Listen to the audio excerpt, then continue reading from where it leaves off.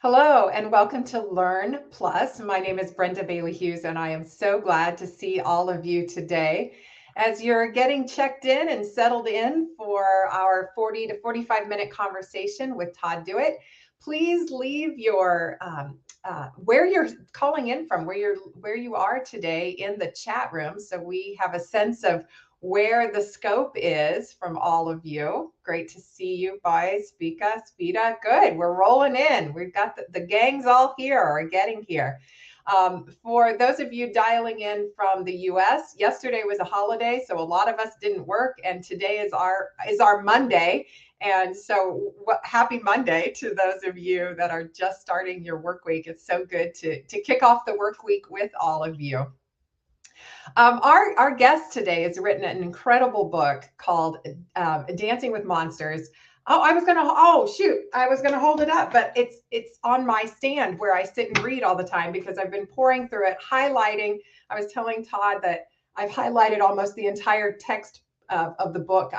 Found so many gems in there, and we're going to be discussing that book and some great leadership lessons, some productivity lessons, career fit lessons that I think will be particularly relevant to all of you. Look at where you're all coming in from here. We've got Kenya in the house, Virginia, Atlanta, Georgia, Dubai, Minnesota, Canada, Scotland, London. Good morning. Des Moines, Iowa. Lovely, Tanner. I'm heading toward Iowa in the next week or so. Silver Springs, Arizona, India, Texas. Hey, Grand Prairie, Texas. Todd's from Houston, so we've got another Texas boy in the house there. Egypt, South Africa's in the house. Dublin, Netherlands, Morocco, Brazil, Bucharest, Peru, Vietnam. Welcome to all of you. Iran, Virginia, Bangladesh is here. Paris. Another Bangladesh, welcome, and UK. So glad you're here, all of you. So as more people stream in, I wanted to get us started with our first question of today. I would love for you to give me your thoughts in the chat room on this quote that just really stood out to me from the book. Todd wrote, "Imperfections can be strengths. Imperfections can be strengths." I'm wondering what your thoughts are on that quote. Agree, disagree, or examples. If you have ever experienced this concept of imperfections are your strengths, what did that look like for you? I'd love to hear your thoughts. Todd and I will certainly unpack that in more detail and get some of his examples and his thoughts on why he wrote that. What does that quote mean to him? And why was it such a fundamental part of this book? Can imperfections be strengths? What does that mean to you? I see some folks saying, agreed. Shelby saying, I don't like to study my imperfections too much. We have more agreeing. So it looks like you're on board with Todd on this one, that indeed imperfections can be strengths. You do not have to be perfect, though. Yes, thank you. That's a good distinction. And I'm sure Todd can speak to that more. So I've mentioned Todd a couple times. Let me tell you about him and get him in here so that you can meet him and start asking him the questions that you have about this book, this work that he's working in. So Todd is just an incredible human being, first of all. He has done a ton of consulting experience through his time with Anderson Consulting, Ernst & Young, did his PhD at Texas A&M. So all the Texas people, woohoo, there you go. Taught for over a decade, and continues to be a thought leader in the leadership space, in the career fit space. He has tons of amazing LinkedIn learning courses that I hope you'll watch after our class or after our conversation today as a follow-up to our learning. He has consulted with some of the titans of the corporate world: Microsoft, IBM, GE, Pepsi. And today we get him to converse with folks like you and me. So Shelby, let's bring Todd in. I'd love to meet. There we go. Hey, Todd, how are you? I am spectacular. Great to see you. So good to see you. Good. You've got the book. I cannot believe I put mine down and didn't bring it on until there it is. Dancing with Monsters. There it is.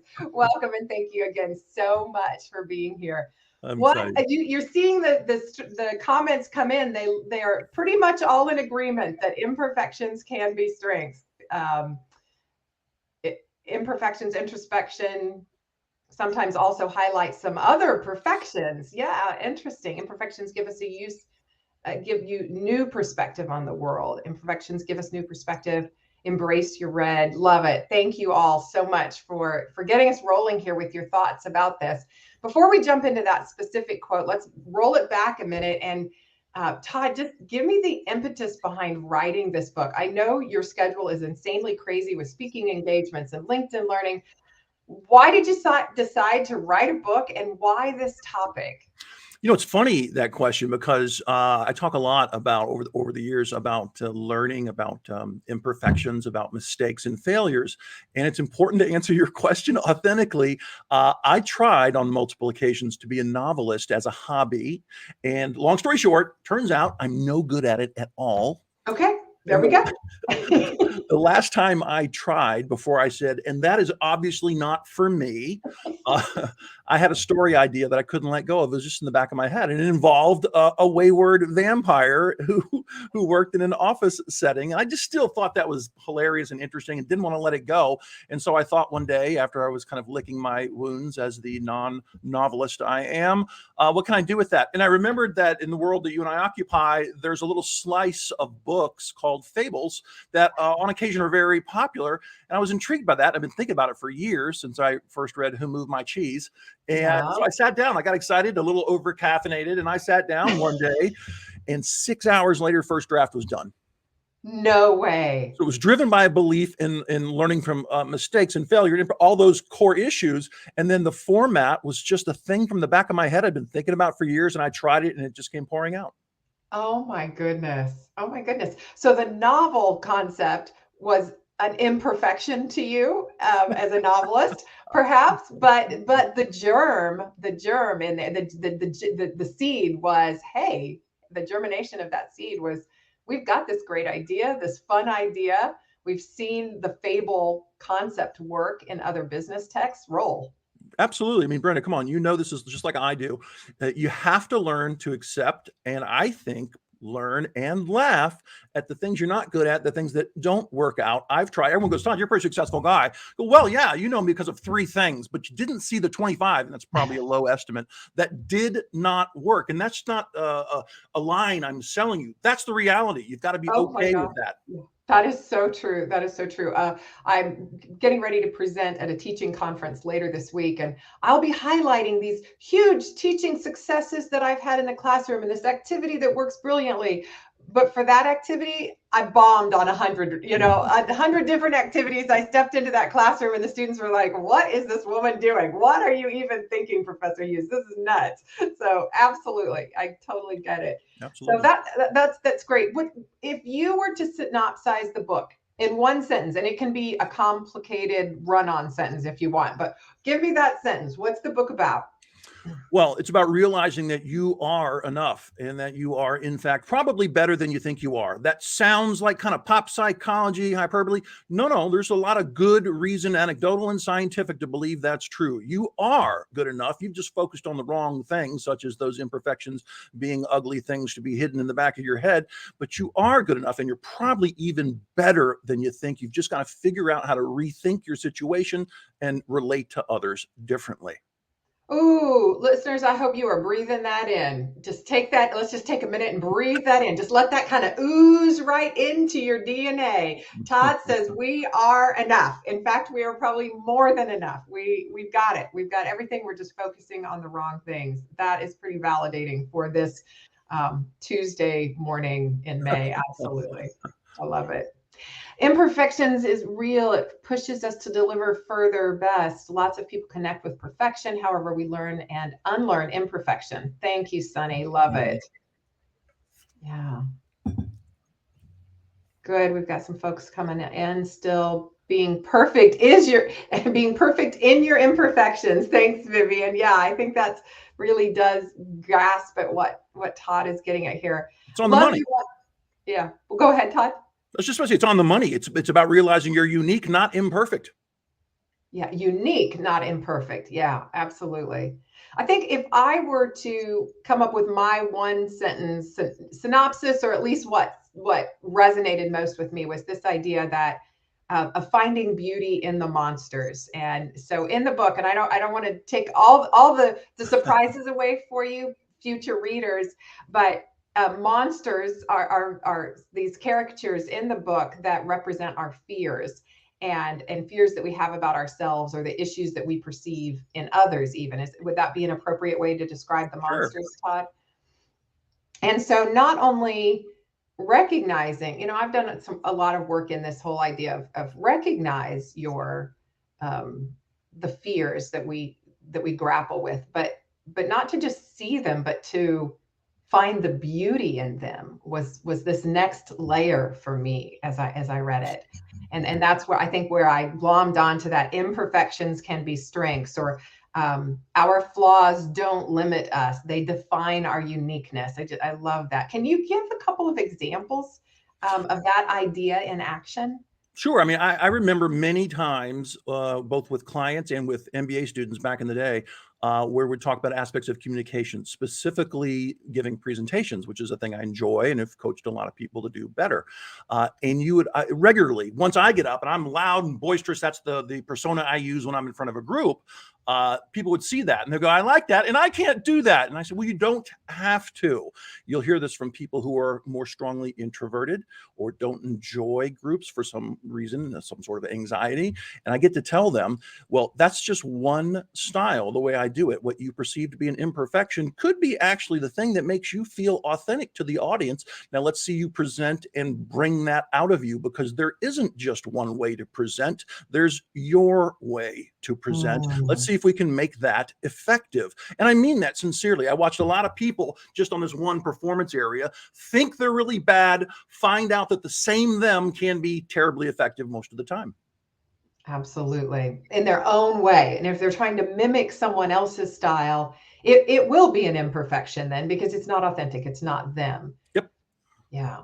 But that if someone, the antithesis of your sort of charismatic, dynamic style on the stage, if someone is soft-spoken, quiet, pensive, almost thoughtfully ponderous about their thoughts, that can be an amazing presentation style. Would never work for you, wouldn't work for me, but I have seen people engage in that, and it's such a beautiful and real approach. Yeah. I mean, real's the word. If you actually send out an authentic vibe, whether you're high energy like me or slower and thoughtful, really doesn't matter, because people appreciate sincerity. It's amazing. Yeah, really good point. The fact that is everyone is imperfect in one way or other. Apparently my imperfection is not being able to say imperfect on a show all about imperfections. The problem is believing that others are perfect and I am the problem. Thank you. We have a LinkedIn user that wrote in on that. Yeah, that's great. Now, James, I see reality as it is, and I've learned to free myself from false beliefs and imperfections. I make the world my alley. Interesting. Yeah. Well, can I challenge James? James, I'm so glad you're with us.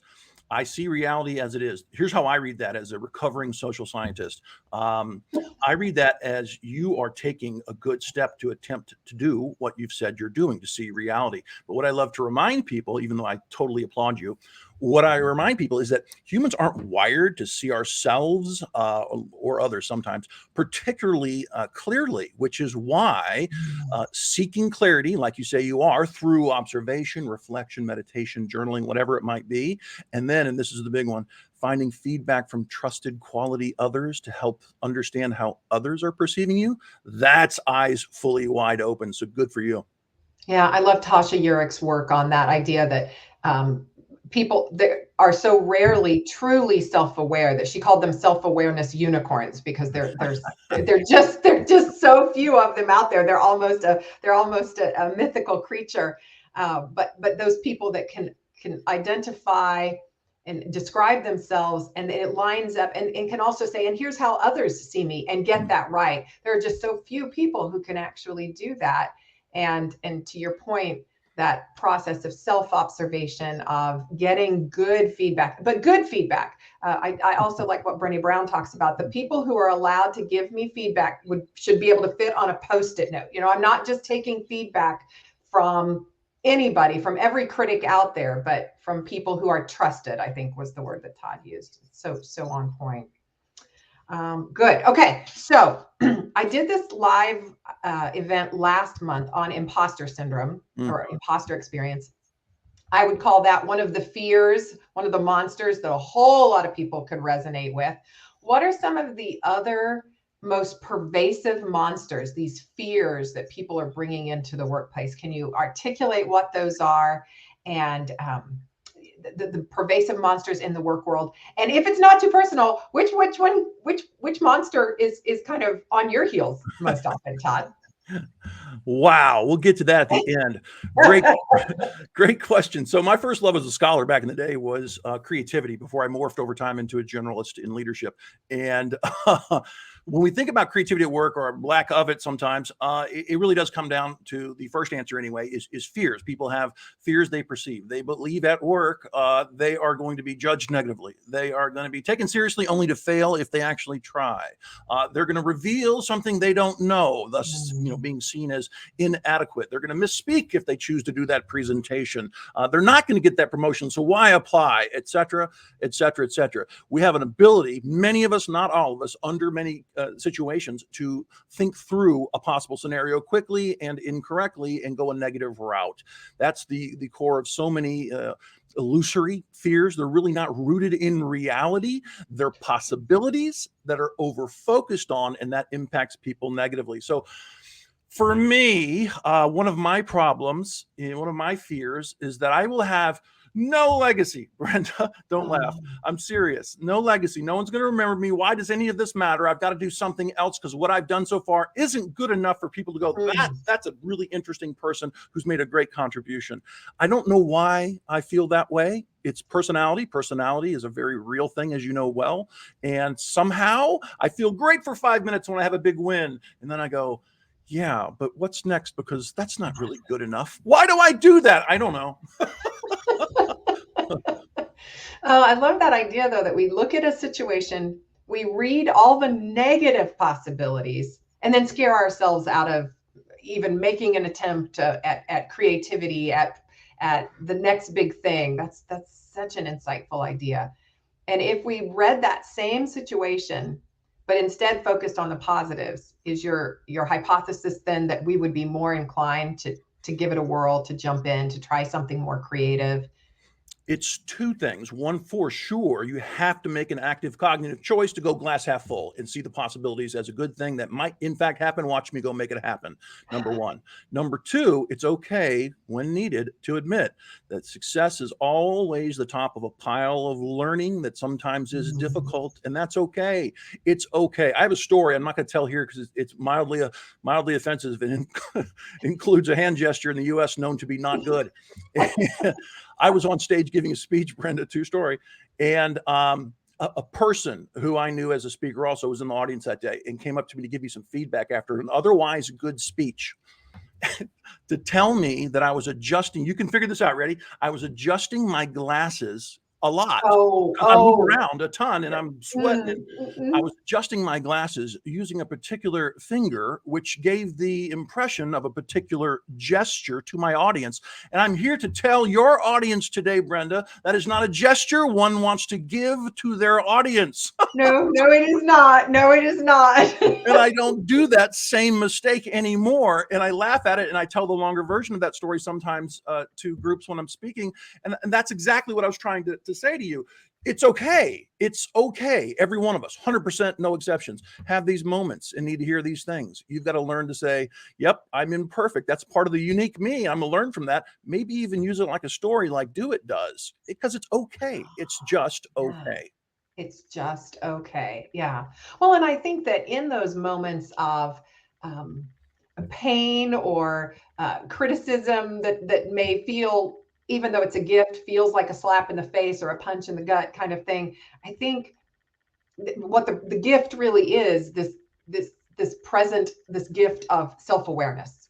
and that we've already talked about is so hard to acquire, that if someone has honored me with that, had trusted me enough to give me that feedback, thank you for the feedback, then kind of run it through my mind. Is that legitimate feedback? In your case, not much way of escaping the reality of that. Very true. And then learn and move on. I love it. Yep. Oh, Shelby says she has such a hard time with embarrassment. How do you move past that in moments like this? Yeah. So you had this, it had to be embarrassing when he said that. And then, and you know, kind of humiliating to think, oh my gosh, I miscommunicated this horrible thing to all my audience. How did you get past it? What was the push past that initial embarrassment? True story. First thing I said was thank you, which you should always say when you get difficult feedback, whether you like it or not, because you want to be kind and you want to keep a channel open if necessary in the future. And so I said thank you. And then I said, true story, I said, do you think they noticed? Like, did they maybe just think I was pushing my glasses up? Did they know what I was really doing? And he said to me, you're a wonderful speaker. I see good things for you. But yeah, they noticed. Yeah, they noticed. You need to stop doing that. Okay, fine. How do you deal with it, Shelby? Well, you go back and look for more evidence that you've been doing it. I took one person's word, but then I looked at video of me and saw more instances of that. And then you've got to let yourself, this is part of, feeling grief sometimes. Let yourself feel bad about it, but you give yourself a deadline. It's a day, not a week or a month. It's an hour, not a day or a week. And then you choose. It's a choice. It's a choice to stand up off that little pity spot we often find ourselves sitting on and choose to articulate something you can learn that will help you avoid that situation maybe in the next instance. That's all you can do. And that's good enough. It's more than good enough, right? It is self-awareness, it's growth, it's moving, it's using the imperfections to grow us. I love it. What a great story, Todd. Oh my gosh. Oh, okay. So we've talked about some of the most pervasive monsters out there being this sort of illusory, I just look at the negative and then freak myself out from trying the thing that is scary, that is intimidating, that could potentially be embarrassing because I will make mistakes. I'm not an expert yet if I'm trying something new, so I absolutely will make mistakes. And oh, how we hate to do that. I know that some of the learners on here today are either in active job seeking or they're considering a transition. I think another one of those big fears that kind of haunts us, and monster in the workplace, if you will, is this, am I going to make the right move? It almost harkens back to your legacy question. Like, am I doing anything of purpose? Am I aligning to my better self? Am I making good career choices? And I know that in the book, it's almost an aside, but I was so drawn to this piece where you talked about career fit being one of your favorite things to talk about. So I'm curious, why that's one of your favorite things to talk about when you have so many interesting subject matter areas. And then what maybe could be one of the characters in the book struggles with career fit. And then what would be some of your advice to anyone listening today or in the future that is struggling with, how do I make good career choices that I know to be a good fit to me? And learners, while he's responding, if you have specific questions around career fit, please feel free to drop those in the chat and we'll try to pick those up. Well, for those listening, and if I don't get to part of that question, just remind me, please, Brenda. It was a really long question, wasn't it? I love it. Good stuff. So fit is, for those who aren't used to thinking about that word, fit's about, how well what you do kind of naturally aligns with your personality, interests, and skills. So for some people you've met, I know you can all relate to this when I say it this way. You've met people who love what they do and it's genuine and they're pretty good at it. That's high fit. That's me. I'm not quite a unicorn, but close. I love what I do. I can't believe I get to do this with people like Brenda, and I get to make a living while doing it, helping people and making a good living. Are you kidding me? I get joy from this, purpose, the whole thing. High fit. Most people aren't high fit. Most people, for a variety of reasons, doing what their parents told them they should do for a profession, being too scared to chase this profession instead of that profession, a million different reasons, find themselves in a job that is adequate and acceptable in a lot of ways, but it's not fulfilling them. Ain't touching their soul in any way. And that's low fit. They don't enjoy it, aren't getting meaning from this experience. Most people are average to low fit that's a non-scientific comment, but in my experience, I've had so many people in the last 20, 25 years come to me and go, thanks for that. That made me think, and I got to be honest with you, I appreciate what I have and it's not where I'm supposed to be and I don't know what to do about it. Some version of that. You've heard that, right, Brenda? Oh my gosh, yeah. In fact, when in counseling students, I occasionally will counsel. I teach in a business school, and I will occasionally counsel a student out of the business school. And my colleagues are like, "Wait a minute, those tuition dollars are our bread and butter. You know, that's what pays the mortgage, Brenda. What are you doing?" And I said, no. If that student was here because daddy was an accountant and thought you should be an accountant, or mom worked in finance and thought you should work in finance, and we got him out of here or her out of this school and into a place that is a fit, that is my best work of the academic year. You know, that is the very best thing that I can do. So absolutely, I see that in students, both undergrads and MBAs, executives that you and I coach. I know we find that sort of soulless, how did I get here? And now that I'm here and it's not a good fit, what on earth do I do? And there isn't a perfect answer to that. There is an honest conversation that can help them think through it more cleanly. That's useful. That's the role we play in some ways. You have to ask yourself about the risk you're willing to take, the amount of reputational capital based on your skills and performance and history that you have to sell in a given market or opportunity. You have to think about the people who are attached to you, maybe even depending on you, and how they would feel about these issues. There are plenty of thorny issues to consider. There's no doubt about it. How do I really feel about money? Is making 70 versus 300,000 meaningful? I mean, horribly life-changing, meaningful to me, or not? Is there a way I could conceive of living a little more simply? I don't know. Those aren't easy to answer questions, but if you want to find higher fit, you have to do something. And it starts with those difficult questions. And if you talk to quality, smart people like Brenda, you're going to start getting more clarity about potential answers to that. And your conclusion will be, I should see a glass half full because where I am is actually pretty great. Or here are the 3 steps I should probably take to make a decision about jumping somewhere that's going to likely feel better in the next year. Something of that nature starts with admitting it and then seeking good counsel on those questions. I've worked with some people who, in that process of asking those questions, they're really asking because they're just certain when they first start talking that this is not a fit and I've got to get out and I've got to make this major change. And then as they start peeling back those layers, they're like, well, wait a minute. This role that I'm in is actually not such a horrible fit. I've just been trying to approach it in such a way that the predecessor approached it, or the way that someone thinks I should approach it. But wait a minute, if I just tweak this and tweak that and bring more of my authentic self to the workplace, bring more of my own style to the work, I can still be in this very same role, do it my way, and have the best of both worlds. I'm not giving up some of the things that are important to me, and I am finding fit. And boy, that's a happy day when that happens. It's a happy day. And I don't want to I don't want to mislead your audience, but sometimes the answer's a little more right there for you than you even think it is. Before you think about jumping, which is so common these days, and they're not always great decisions, believe me. But before you think about that, sometimes you got to ask yourself about the tasks you're doing, about the group with whom you work, what specific function they're in, and say, are there other opportunities within this organization, this department, this business unit, or even at a bare minimum, are there people I should be investing my time in more, and 1 or 2 or 3 I should be investing less time in because they don't make my days better? Just starting with simple, meaningful questions like that might make your role feel a whole lot different.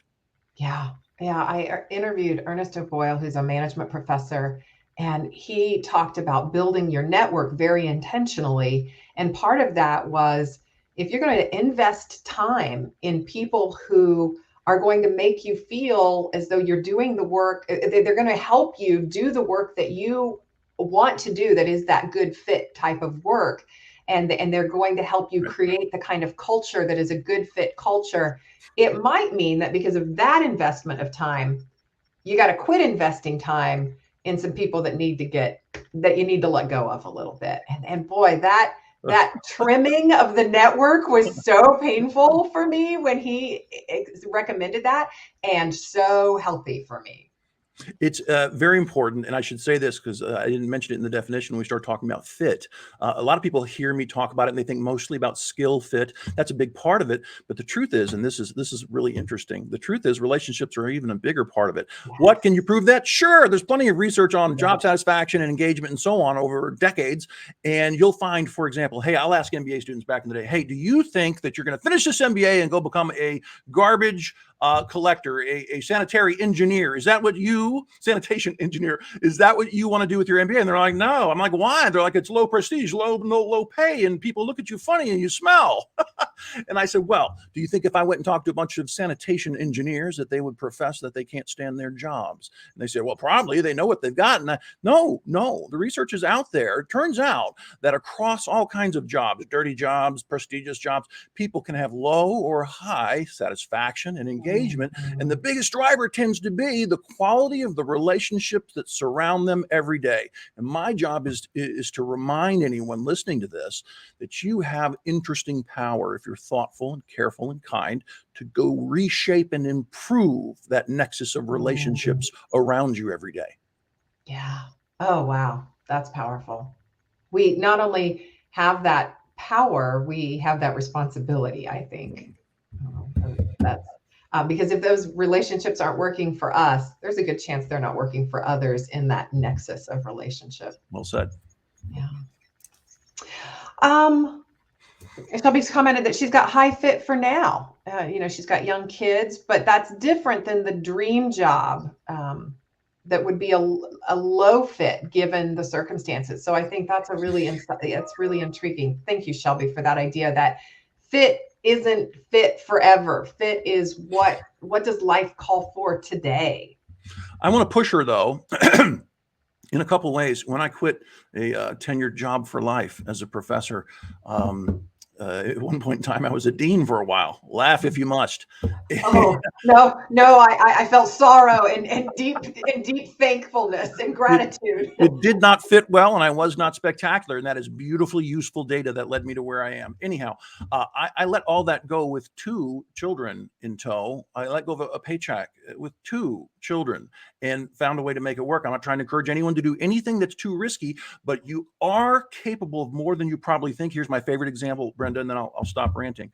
I met a woman when I was doing the PhD at A&M years ago, and she was a single mother. Her name was Lucinda. She's wonderful.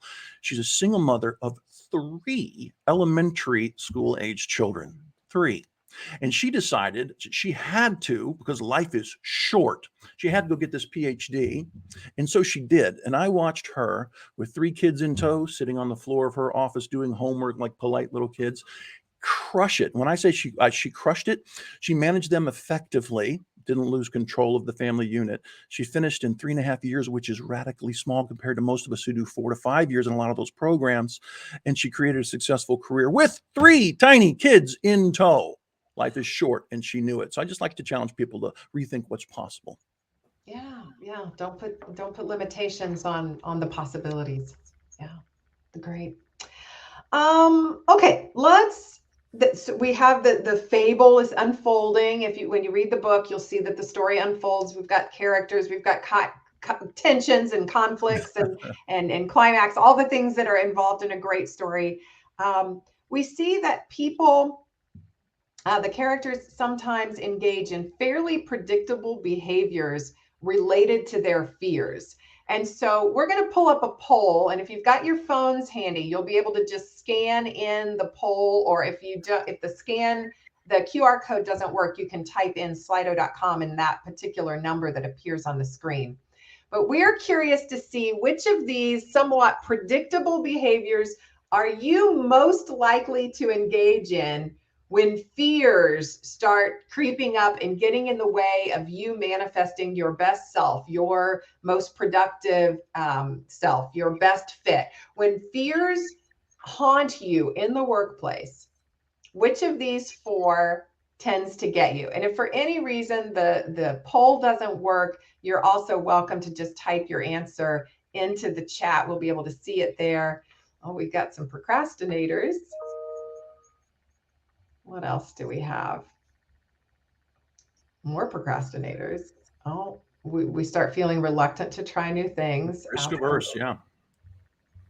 We'll give this a couple more minutes. And while they're filling this out, Todd, how did you identify these particular behaviors as the ones we engage in when our fears get us? Well, I probably approached it similar to how you would, or anyone that's ever been in a ivory tower of sorts. I start with what makes sense to me from my experience and logic. And then I think through what I remember about being in the literature. And then I start doing some Googling to look at practitioner things as well as some scientific things to go, where are the common themes that clearly suggest the small group that are most common? And I came up with these. I think they're a pretty good representation. I know they have been in mine. It's funny watching this poll because blaming's at 0. And that's one of the most common things I see. And I hate to admit this, I've done it too. I know that people look for others to explain bad things that happen to them, which is why blaming is so darn common. But maybe this enlightened group of people listening to us today aren't blaming others. That's a beautiful idea. It's a beautiful idea, or the skeptic in me says, or we don't know ourselves well enough to know that we're blaming others, because I'm sure guilty of that one. Absolutely, positively true. Oh.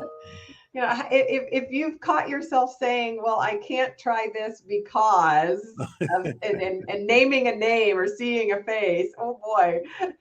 Shelby says, maybe we just don't want to admit to that one. Fair enough. Well, if you're in our world, organizational behavior, leadership management, call it whatever you like, you realize that so many of these topics are very, very related. We were talking about self-awareness a little while ago. It's absolutely true. People that are doing blaming are usually meaningfully unaware of it.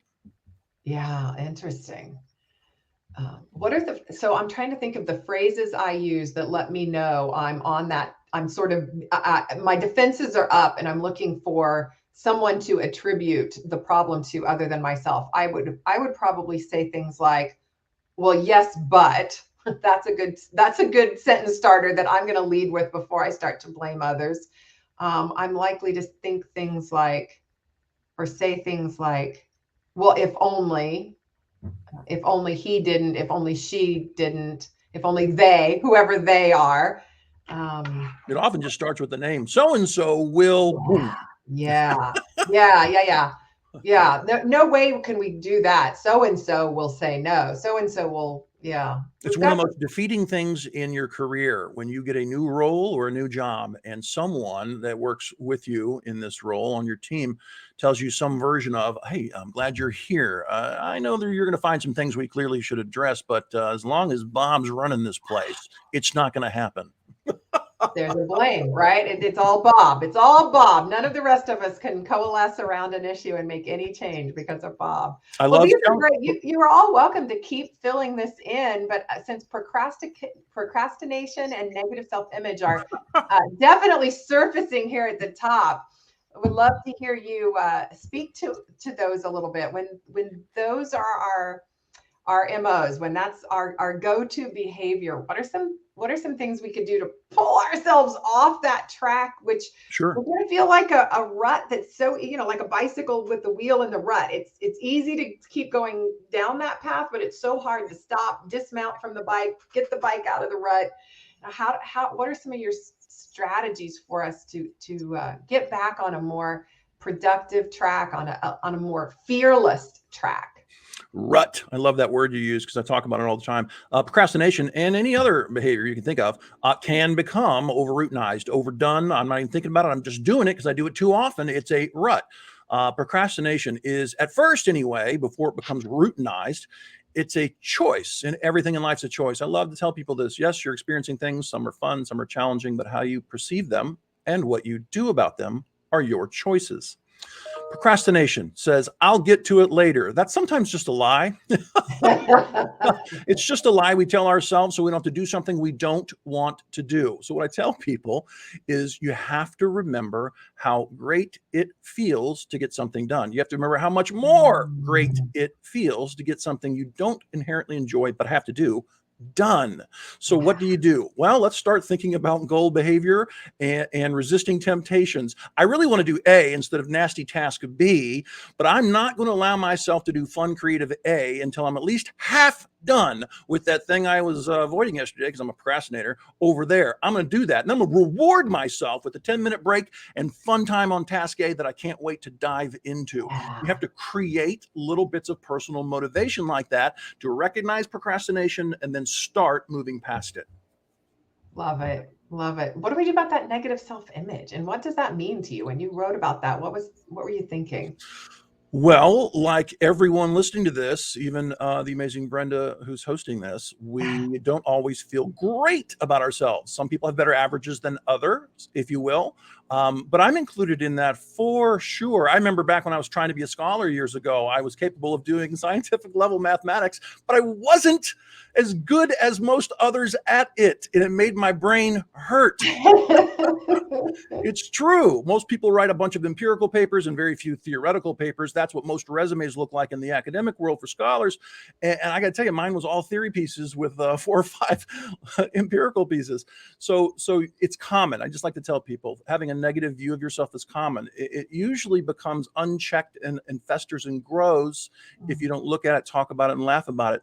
It's okay. I think you have to, just like Miss Brown and many others have done, you've got to validate conversations at work around some of these topics, because the more people talk about it, the more you realize that the imperfection's more like a unique trait instead of an imperfection. The negative self-image really is a thing you imposed for no good reason, because there's tons of data. Here's a good one. Tons of data, and you have to remember it sometimes, that you've created that win, that win, that win, that accomplishment, and that win, that tell you are above average in a whole bunch of interesting ways. Real data. Don't forget it and overinvest in thinking about that one negative self-image thought. Plus, the more you validate conversation about it, the more you realize everyone else is human just like you. And that makes it okay.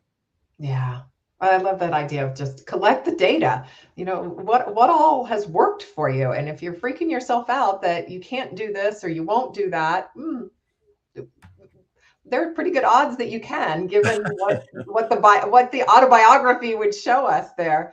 I noticed that one of our LinkedIn users said that one of the ways he or she overcomes this, I'm assuming procrastination, is forcing the difficult conversations, is her strategy, or is the strategy. I think that's an interesting piece, that sometimes what I'm avoiding is working through conflict. And if I will step into that difficult conversation, even though my negative self-image tells me I'm terrible at managing conflict, I'm a conflict avoider, I can't do that. Well, wait a minute.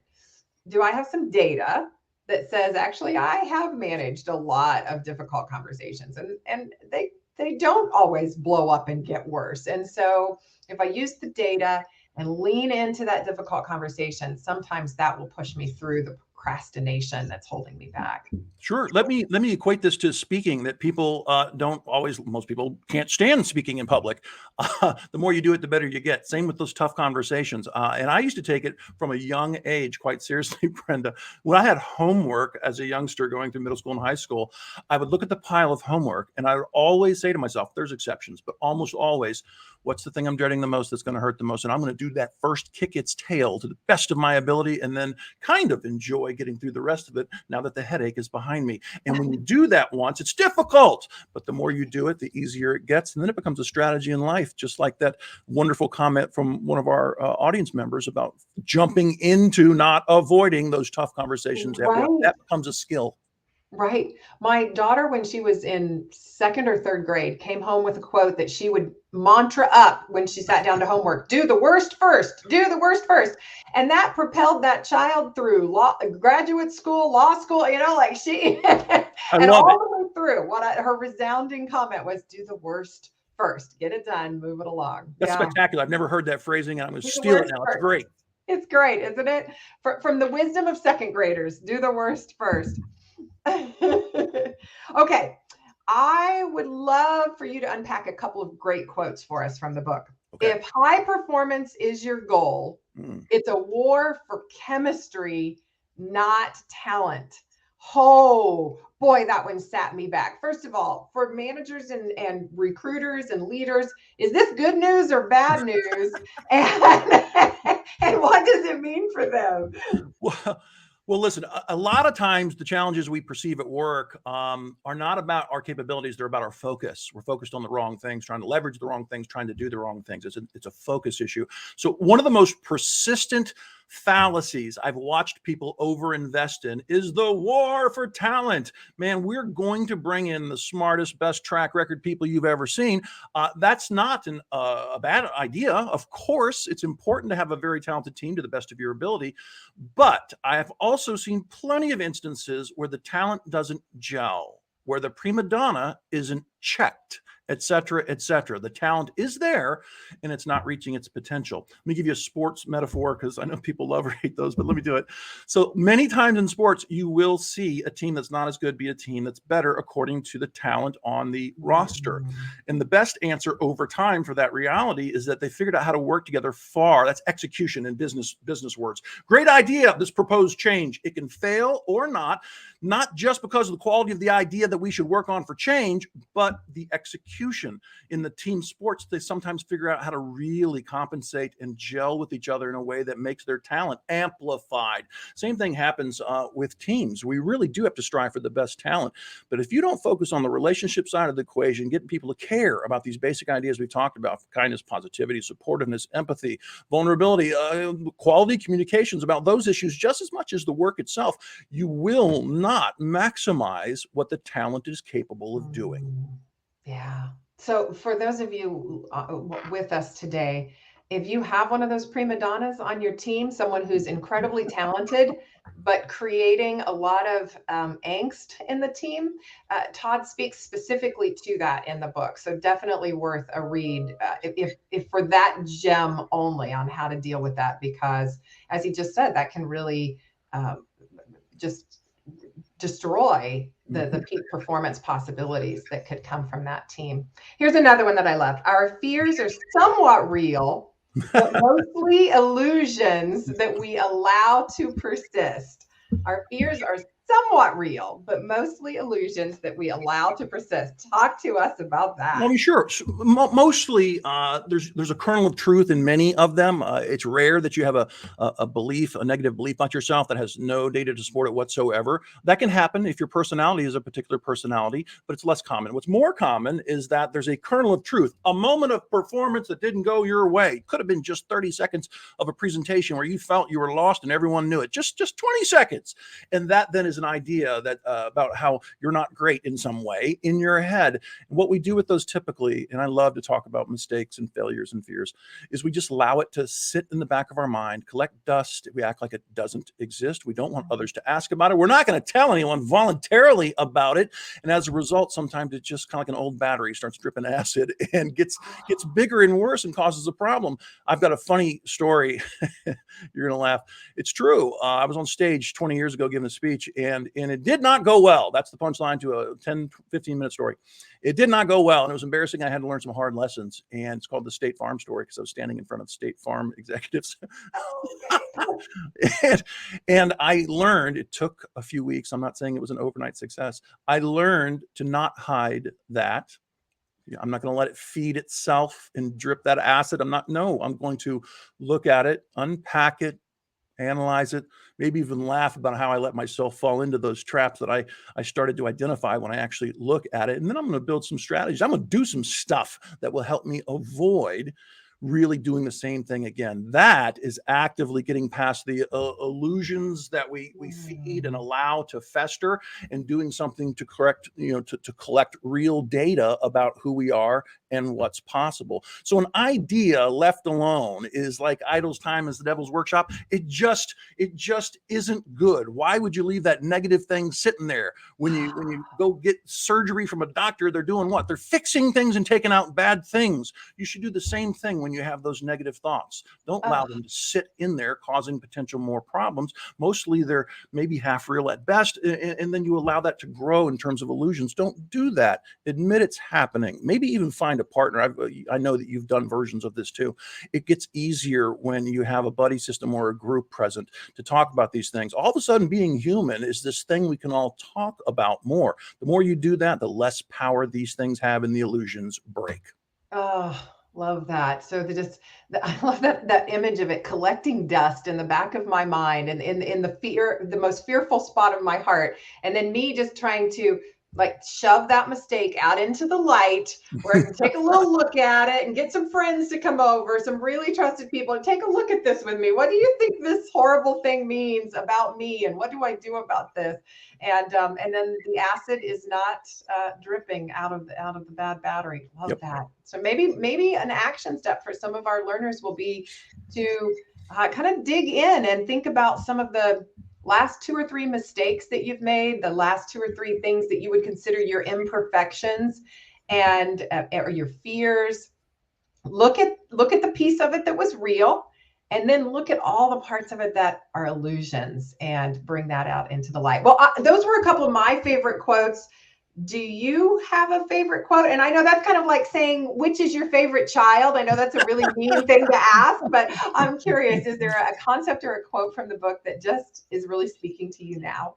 Yeah, I think there's many. I don't know how the fate of this book, but I can tell you that it was therapeutic and fun, and there's a lot of me in there. Authors have to admit this sometimes. Here's one example to answer your question. There's a moment when the protagonist, a wayward vampire named Joe, looks in the mirror, so to speak, has a come to Jesus moment, so to speak, and realizes that though the team may have issues, maybe he does too.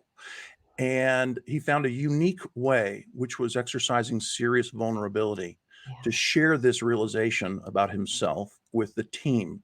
And that was terribly moving because it reminded me of something from my life. My mom taught me years ago when I was in a bad place professionally, and she helped me think through it. And sometimes it's not about finding great answers that you can go deliver to people. Sometimes it's about admitting where we are and your part in it as a leader that allows a new conversation that might have a solution to emerge. And that's brilliant. Doesn't cost a penny, just a little bit of bravery and thoughtfulness. A lot of bravery, I would say, but that's okay. We can do brave things. Yeah. I see Alejandra says she wants to hear more Todd. I get it. I want to hear more Todd too. I'm going to ask Todd one more question for our L&D professionals, and then we'll tell you how you can hear more Todd. Because I agree.